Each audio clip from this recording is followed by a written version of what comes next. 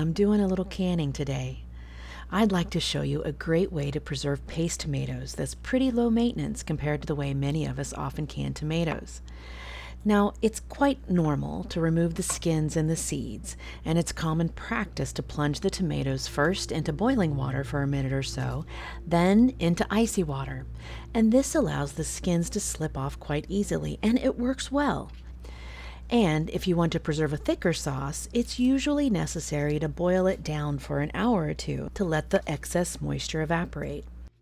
But it can be really messy and it adds a lot of humidity into the late August kitchen, something that I like to avoid. Everyone knows roasting adds so much flavor to food, and in this case, the dry heat eliminates the need for hours of simmering.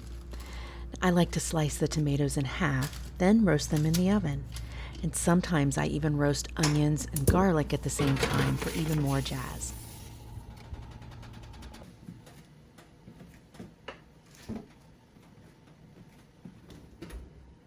And then, to remove the skins and the seeds, I run everything through the food mill.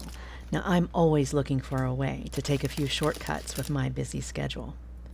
This makes for a smooth sauce, and it's packed with amazingly intense flavor, and it's the perfect way to preserve summer.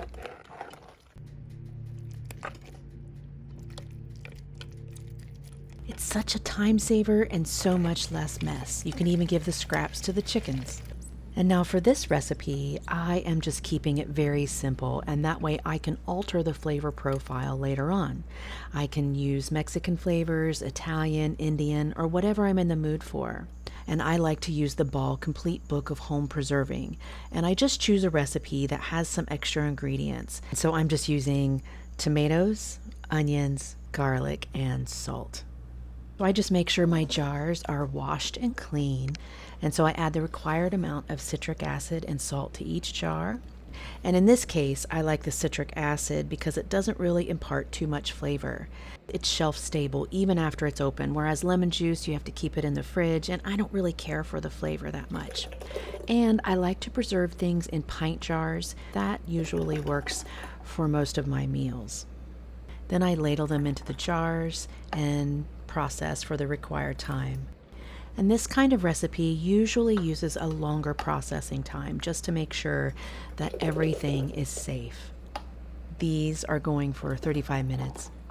I make sure to bring the tomato sauce up to a boil, and then I ladle them in using a wide mouth funnel. Then I use a washcloth dipped in vinegar to wipe off the rim of the jars before adding the lids. And then I place the bands and put them into the canner. This recipe requires 35 minutes, but you have to wait until the water comes up to a boil before you start that processing time. And then when everything is done, you want to let it rest on the stove for just about 5 minutes before you remove them from the canner. You want to make sure to listen to that classic pop to make sure that you have a good seal. Then you can let them cool. It's also good practice to remove the bands when you're finished. Sometimes the bands can hide a poor seal, and so by removing them before storing, it just helps to eliminate that possibility. And then I label everything up and put them in the pantry. It is so nice to enjoy the garden all winter long. I usually have a variety of salsas, marinara, plain diced tomatoes, or nice sauces like this. It's so great to use for warm and comforting meals when it's cold. I hope you enjoyed the video. I still have a few things left to preserve, so stay tuned to watch for those. Thanks for stopping by.